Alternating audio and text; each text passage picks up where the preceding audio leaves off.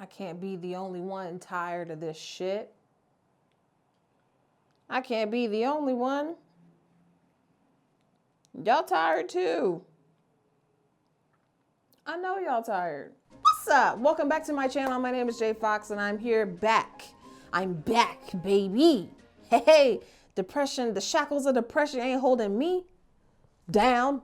Back with another Think Piece Thursday video. Videos that are never uploaded on a Thursday. It's I'm trying to make this a thing, but I don't think it's working. Today we're gonna talk about androgyny because, or rather the way, how far we've gotten from what the actual definition of androgyny is. Because words mean things, but people be acting like it don't. Androgyny means hosting both masculine and feminine traits. However, it seems to be that androgynous means skinny, androgynous means white, and androgynous means masculine. But that is actually not what androgyny means. And because we have been so consumed and saturated with this very specific version of what androgyny is, you got bitches like me out here that aren't white, aren't masculine, at least in the body, and not skinny. I know that I may be skinny by society's definitions, though. I'm recognizing my privilege there. Y'all got us thinking that we are not androgynous people, when the fact of the matter is that these conversations involving gender nonconforming people, these conversations involving non-binary people started in Black and brown communities, started in the ballroom. So how the fuck did we get here? Where when I Google androgynous person, I see cis white women with maleficent cheekbones built like rulers. Why is that the only thing that I see? And there's a few different reasons for that. There's actually a really great article. If you do not want to listen to me be loud this entire video, there's actually a whole article written by someone whose name is Chris Nelson. And I believe it's called like the 4 myths about androgyny. I had the idea to do this video and then I read that article and I was like, okay. So, plagiarism, anyone? No, but I will be quoting that article throughout this video just because points were made. The thing about androgyny that, at least the way that it's marketed to us, that really grinds my gears is specifically when it comes to women trying to dress androgynous, especially women who are plus size. Whenever I see a plus size woman being celebrated in any type of media, it is always with a highlight on the curves and only highlighting the hyper feminine, aspects to a plus size woman's body, which is the same as if they weren't plus size, but because there is just more there, we're highlighting, the fullness of the breast. We're highlighting those curves. We're highlighting those hips and love your curves and love your booty, in a fucking Dove ad as she's glazed in soap, I think that at the time when we started seeing more plus size, more specifically plus size women in ads and shows and that type of thing, we're highlighting fuller breasts, we're highlighting curves, we're highlighting bigger butts because they matter. And it's like, why don't y'all keep that same energy when you have a plus size woman wearing a very minimal outfit, okay? Tank tops, jeans, and a nice little sneaker. Because when a Kendall Jenner does it, when Kendall Jenner goes out and wears a tank top, sneakers, and jeans down the street and TMZ is all over her ass, oh my God, she's fashion, Mason Margiela's. It seems like there's this need, or it's for some reason it's more satisfying for plus size women to be covering the curves or accentuating the curves of their bodies and presenting in a more feminine way in order for their bodies to be valid, in order for us to accept their bodies. And so when it comes to androgyny and the way that we've kind of been fed this very specific image of it, I have issue because it seems like the default definition or the default body that is androgynous is skinny. And I think that, the fact that we, specifically men who are of a certain weight, like, we see them as less masculine for some reason. And the thing is that if we're saying that androgyny, we want both feminine and masculine features to be represented here, why is there an issue with having curves there, regardless of gender? Why is there an issue with a little bit of a moob? Why is there an issue with a little bit of an ass? And that's because we only accept androgyny if it's masculine. There was I highlighted something in that article. Dressing androgyny and masculinity does nothing but parade men and masculinity around as if they have no gender. This not only lets masculine-centered people off the hook for critically approaching gender and all its political implications, but it reinforces the idea that women and femininity is other.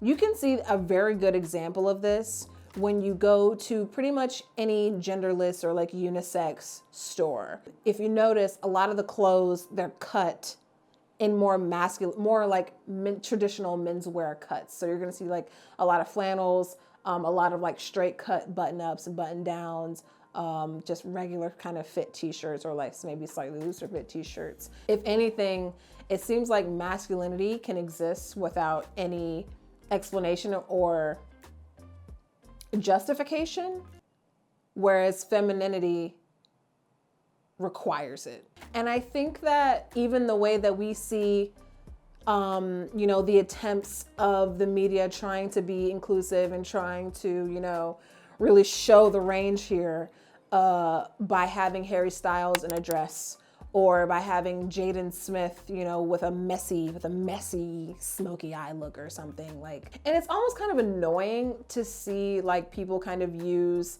this facade of androgyny as like this like, oh, we're pushing boundaries, you know, we're being edgy girls. It's like when you see Cara Delevingne in a fucking suit. It's like, bitch, and the sky is blue. What else is new?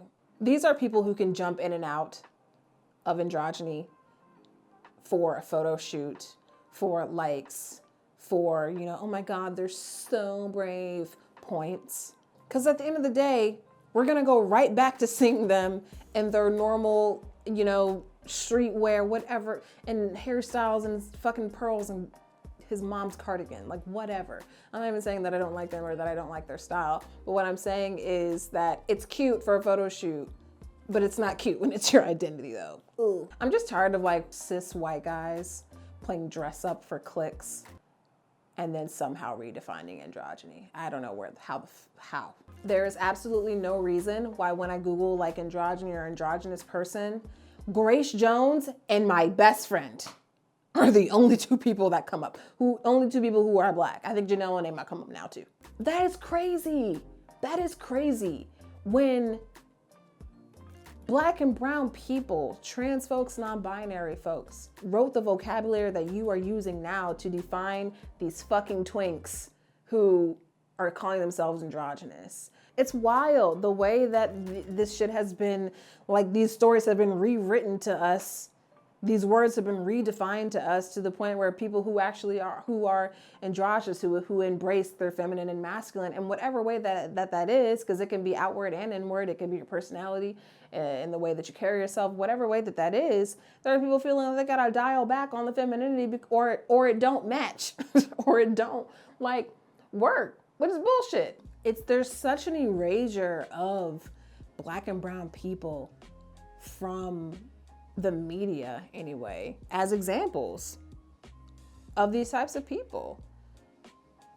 And it just further enforces this idea that the default androgynous person is white and the default androgynous person is masculine. And I know that black women, black people, black and brown people, we have some body on us. We have, not everybody, obviously, and not everybody wants what they do have, and I'm not saying that, you know, you should, but had we had been involved in these conversations and these campaigns in the media, which never would happen, but had we, you know, I think the way that we view androgyny would be very different. I think that it would be a bit more vast and include bodies that aren't shaped like a bamboo plant. I think that would be the case. It's gotten to the point where we've got white girls calling themselves studs. I know right now there is a group of white masculine lesbians on their way, making their way downtown to a TJ Maxx, trying to find some Fat Farm, some Rockaware, some baby fat, I don't know, so that they can put an outfit together and hashtag stud on TikTok. I know that's happening right now, somewhere in Minnesota's, probably. So I'm making this video because one, I just had to call the bullshit out. But two, if you feel like you're not an androgynous person, because I've absolutely been this person too. I was this person weeks ago, okay, before I started really digging into this topic. And you feel like you don't qualify because you have some femininity about you, whether that be the way that you dress, your identity, your personality, whatever it is, you are the best picture of androgyny. I think that we need to show and treat femininity as if it matters when we have these conversations about gender. I do feel like when we talk about androgyny, I'm not saying that it needs to center or that we need to use femininity as the baseline, you know, that we use to approach androgyny, but I'm saying we need to consider it at least. I don't know. I think that there's something to say about the way that you exist kind of naturally, the way that, ooh, that sounded bad. The way that you, like your mannerisms, the way that you speak, the things that are innate to you, I think that those are valid. And I know that for me, I have feminine mannerisms. I speak with my hands in a feminine way. I cannot sit without crossing my legs. Just very auntie of me. Like, I don't reject those parts of me because it just contributes to my androgyny, and it just, you know, it helps enforce what androgyny is. And hopefully the more of us do this, I'm not posting myself, I'm not, you know, labeling myself as a poster child for this shit. I'm absolutely not. The more of us that do that like to dip their toes into both and don't feel any shame for doing that, the better off we will be, and hopefully the more we can expand on what people know to be, you know, what androgynous actually is. I hope this made sense, girl. Like I said, just read that article. Just read the article, all right? Thank you for watching this week's Think Peace Thursday. I appreciate you. Go ahead and like this video. Go ahead and cop some merch, okay? We just dropped some new merch. I don't know when this video, we just dropped some new merch. We just restocked. So if you did not get your slice then, you can go ahead and get it now. You can support me on Patreon. You can support this androgynous queen on Patreon for just $5 a month. I'm telling you that it's worth your while. I'm telling you that you're gonna like it. I'm not psychic, but I can tell that you would like it. We got old IG lives on there that you can get into, updates on my life, things I'm working on, podcast, weekly podcast. And then I thought about it more, and I did see a clip on Twitter of a song called Leave the Door Open. And here's the thing. I don't think that the album will be bad. I think that the music that they will make will be good. But there is something about Bruno Mars that I don't like.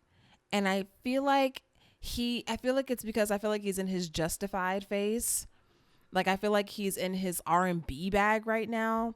And just whenever I see him, he just looks manufactured. He looks like the model on the cover of a 70s Party City costume package. Like, he looks like, I just don't trust him with his like Frederick Douglass curls. With bonus episodes, if I'm feeling real chatty, if I feel like I got a lot of shit to get off my chest that week.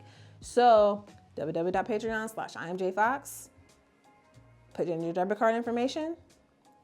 Do like that. Simple. Okay. And I will see you very soon in another video.